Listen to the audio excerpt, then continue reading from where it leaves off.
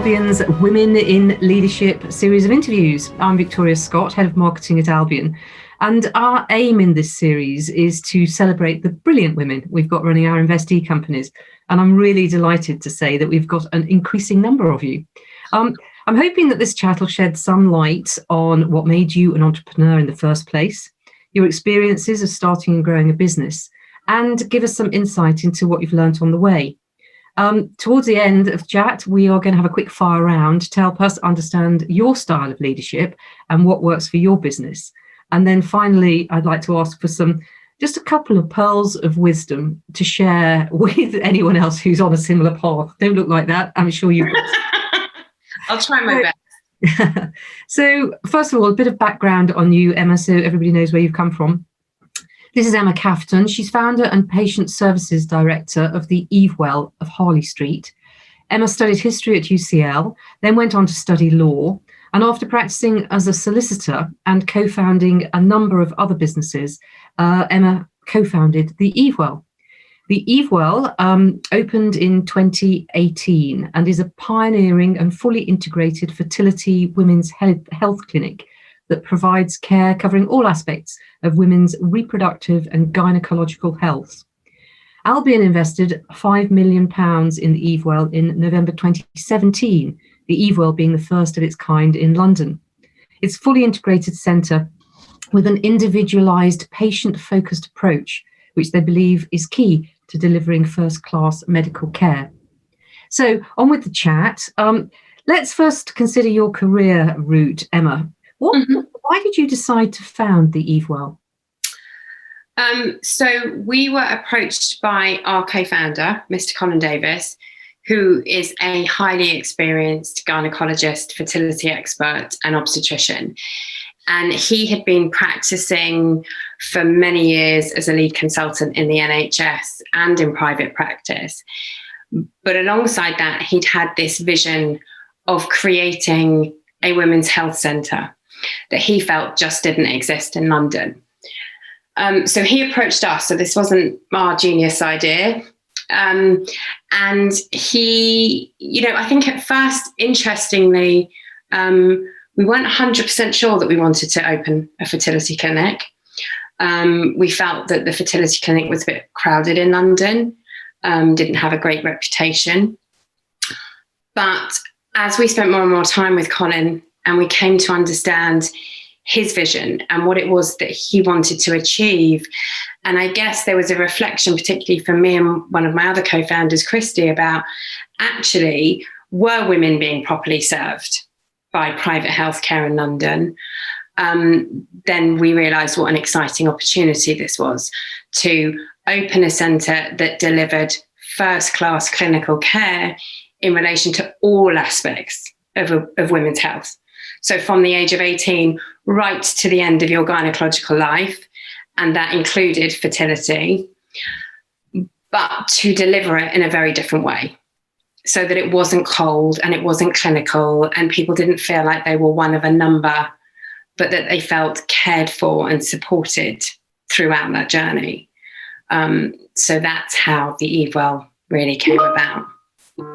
And in that first year of setting up the Evewell, what sort of most unexpected things did you come across? You've got a lot of experience of starting businesses and growing businesses, but how was the Evewell different? What did you sort of learn in that first year that was unexpected? I don't think it was unexpected. I would say that the thing that's always unexpected in any business is you just forget how hard that first year is.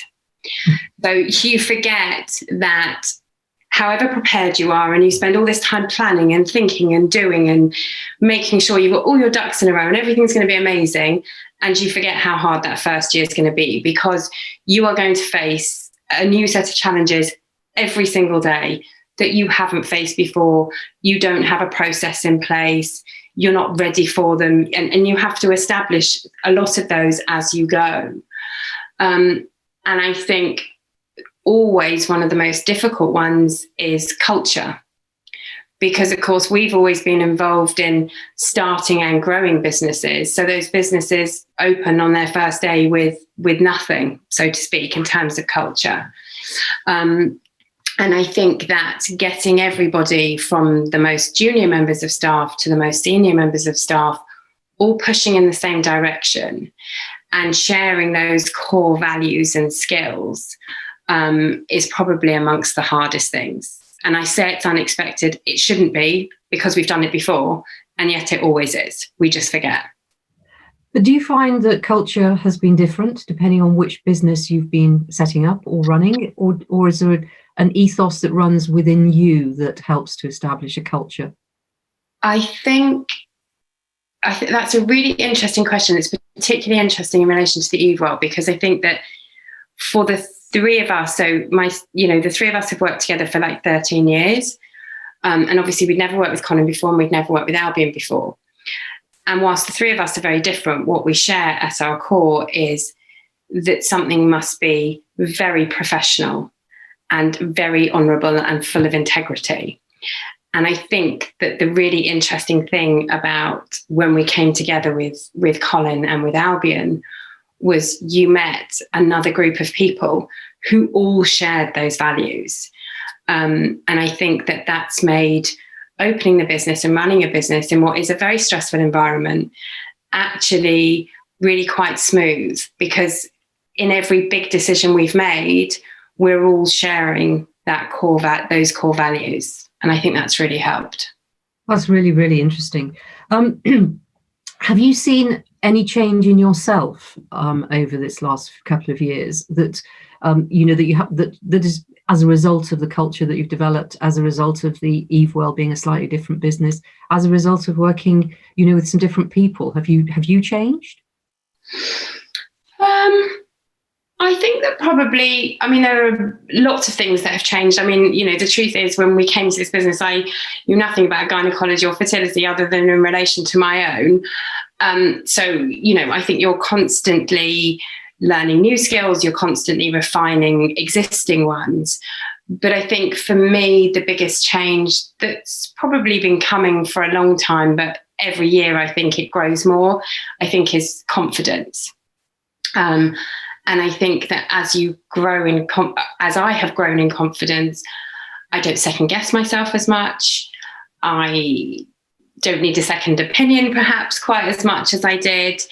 And I think that what that confidence means is that you can you do become more strategic and more driven, because you actually firmly believe in what you can achieve.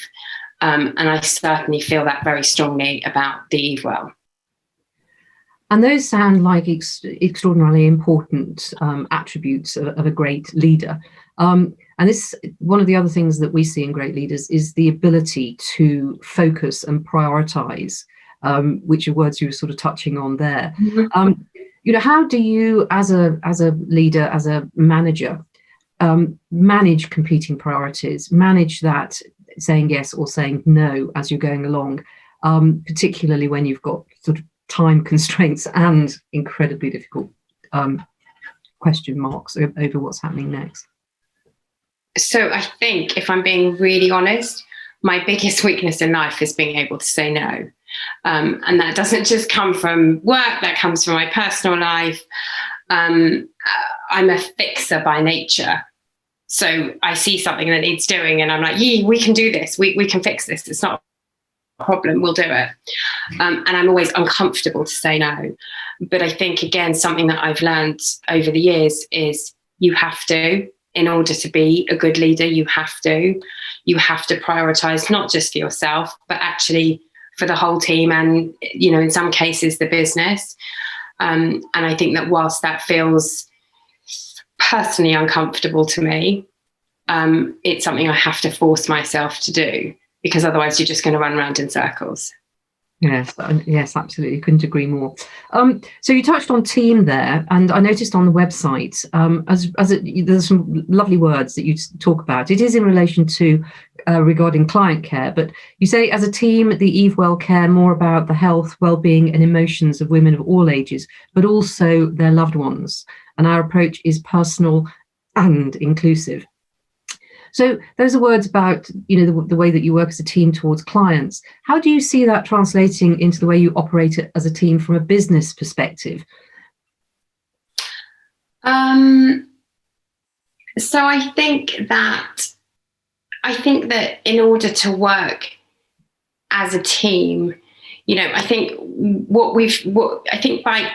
by creating a team that cares, and they genuinely do. So I think from my own personal experience, there's a difference between highly skilled clinicians who are brilliant at what they do, but actually the way they deliver it is cold, and it's not just the patient, but it's the people around the patient who feel lost and confused and scared. That by creating a team of people who do genuinely care, that follows through in the way that we interact with each other as a team. And, I think, it's not all happy clappy every day. We're not all like high-fiving each other, and certainly there's no hugging at the moment, which is a terrible shame. But I think as a result of that, the team care and support each other, because we do have bad days. It is hard working in an environment where we're not going to be able to give everyone what they want. And, even people who've been working in this industry for a long time, there can just be a patient who's had a really bad news or really bad results, and it gets them down too, because we are human. And we all have to look after each other and back each other up in those circumstances. Yes, I can imagine how difficult that is. What do you think your team would say is your superpower? Sounds a bit arrogant, doesn't it? What would be my superpower? I think I would probably say empathy, which sounds like a bit of a strange one in a business context. But I think if you have the ability to really empathize with people, then I think you have the ability to communicate really effectively with people. And if you understand what people want and what people need, then I think you can build a business that addresses that. So you can build a brand and values that stands for what is it that my customer or my patient needs. I think if a patient is unhappy and I'm able to put myself in their shoes and say, well, how would I feel if it were me?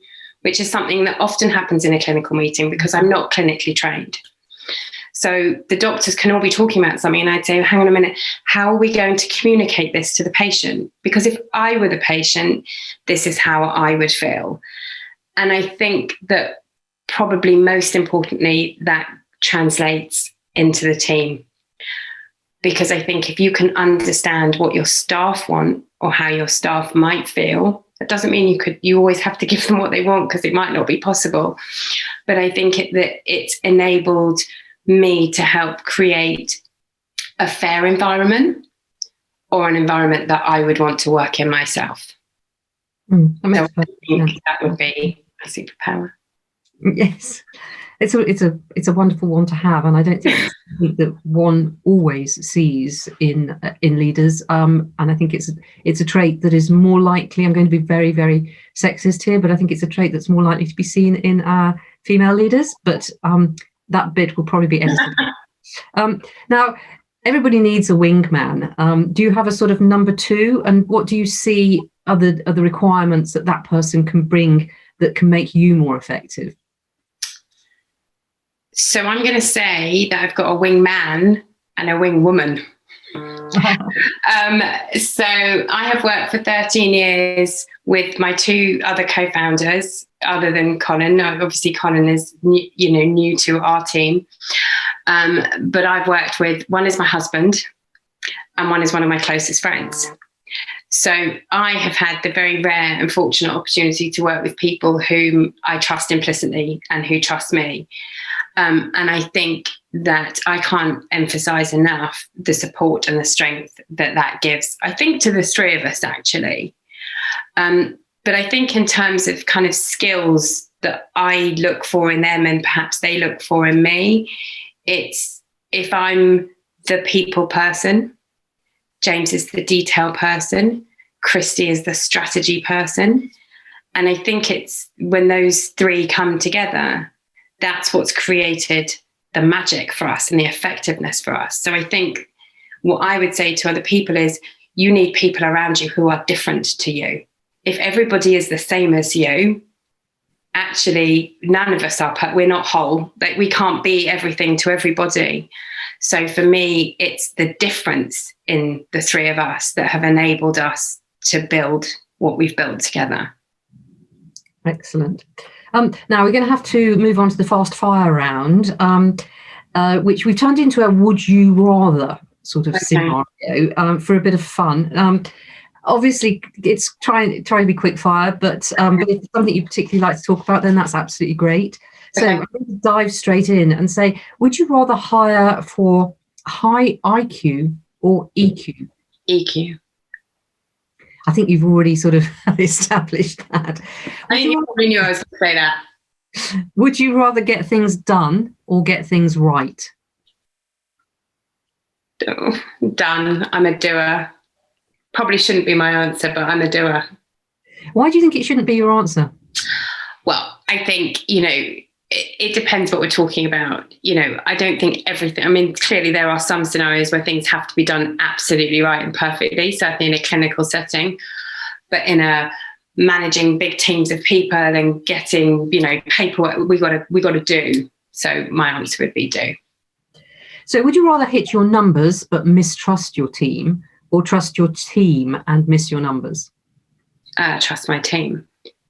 I think trust is key in any relationship, and particularly in a highly regulated environment like the one we work in. It would be awful if I thought, our results were better than anyone's in London, but we were doing something awful to get us there. So trust, yeah. Would you rather be infectiously persuasive or analytically decisive? Infectiously persuasive. Just sounds much more exciting. Sounds nicer, doesn't it? It does. Would you rather see the big picture or solve problems? I think I've kind of covered this. My tendency would be to solve problems. And, you just spend your time putting out small fires. But again, experience has taught me no, stop, work out why the fire started, and then it won't happen again. It causes more disruption in the short term, but it's the right thing to do. Would you rather have inconsistent creative genius in your team or accountability and consistent results? Well, it has to be accountability and consistent results, again, because of what we do. But I love working with creative people. I like their energy, inventiveness, their visionary. It's fun. But you need a bit of it, don't you? You do. You do. Just to keep life fun. Yeah. Would you prefer to learn a new spoken language or learn a computer language? Oh, language. I gave up Italian far too early, so I speak almost nothing now. And I'm sure I would almost never use it, but just the idea of being able to just open my mouth and this beautiful language come out.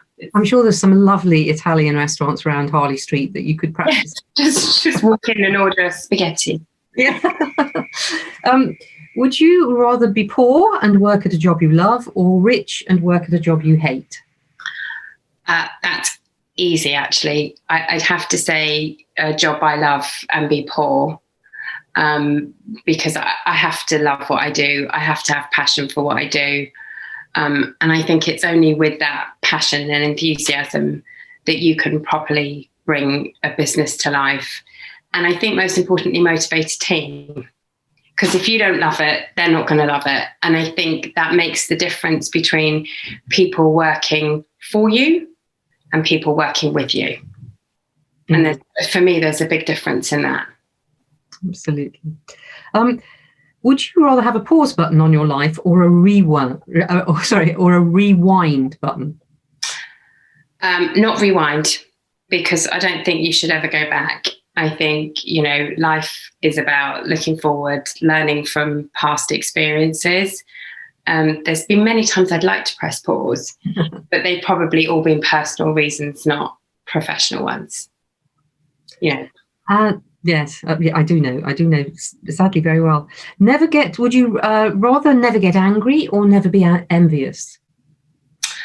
Well, I'd say I don't get angry very often, but of course my husband and my children might strongly disagree with that. But it would have to be never be envious. I think envy is probably amongst the ugliest of all emotions. So I'm going to go with no envy. What about being funnier or smarter than you are? Funnier. You can't. I don't think you can be too funny, can you? I mean, you can. I think you can probably be too smart for your own good, but not funny. I'll go funny. What about never age or never sleep? Or never need to sleep? Never age, simply because I love to sleep. So I don't want to be able to do without it. It's one of my favourite things. Would you rather die in 20 years with no regrets or live to 100 with lots of regrets? Live to 100 with regrets. I don't hate regrets. I think you can learn something from those as well. And I think I have far too an idealised version of my 100-year-old self, just being slightly outrageous and ever so selfish, and everyone around me finding that quite endearing, that I'm this 100-year-old batty woman just doing what she likes. So I'll go 100. Sounds good to me. So would you rather be in history books for something terrible or be completely forgotten after you've cracked through 100? I'm going to have to go forgotten then. I'm not sure this sounds awful, but I'm not sure I've got terrible in me. I'm not quite sure what I do. Not that I really want to be forgotten, but I'll go forgotten. Okay, that's brilliant and really, really fun and very, very helpful. I'm sure there's lots of people that agree with lots of what you've said. So finally, a bit of advice for aspiring leaders. What would you give your advice would you have given your younger self if you could put that pause button on and go back and think about it? Wow, I think there'd be a really long list. But I think that as this is for International Women's Day, I think I'll make it female specific, if that's okay. Be great. I think that the most important piece of advice I would give myself is that I don't have to do everything, and no one expects me to. And I say that because I think that as a generation of women, we were told we could go out into the big wide world and do anything we wanted and we could conquer it and there was no limit to what we could achieve. And that was, of course, true. But I think what we weren't talked to about, or maybe because no one had any real experience of it, was that we didn't have to do everything else as well, perhaps as our mothers had done. So I think, I watch lots of women of my generation who juggle massively busy careers and motherhood and running a home, and they just don't ask anyone to do anything. And it's almost like that sort of extreme multitasking is like a sort of badge of honour for women. That, yes, I've got a board meeting, but also I've made packed lunch and I remembered that, this one needs a dentist appointment and then I've got to pay the cleaner or whatever it is. And that no one else has to do anything. And I think that, as a working mum with a daughter, I really think it's our responsibility to show them that they don't have to do it all. That there are always people around. Even if there's no partner, there's families or people that can help you. And being a successful woman does not mean you are everything to everyone and a superhero. And you can give yourself a break. It's okay to go off and meet a girlfriend for a coffee and have some time to yourself. And that's okay. You're allowed to do that. And I think it's taken me a long time to work that out, and too long. And I put myself under pressure for too long. That me time is incredibly valuable because it enables you to do all the other things that you want to do as well if you just give yourself a break.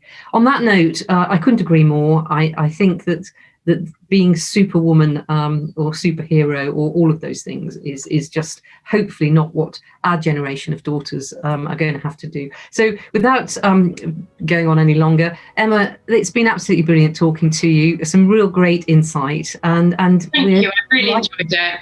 We're delighted that you're one of our wonderful entrepreneurs in the Albion stable. So thanks very much indeed. Thank you.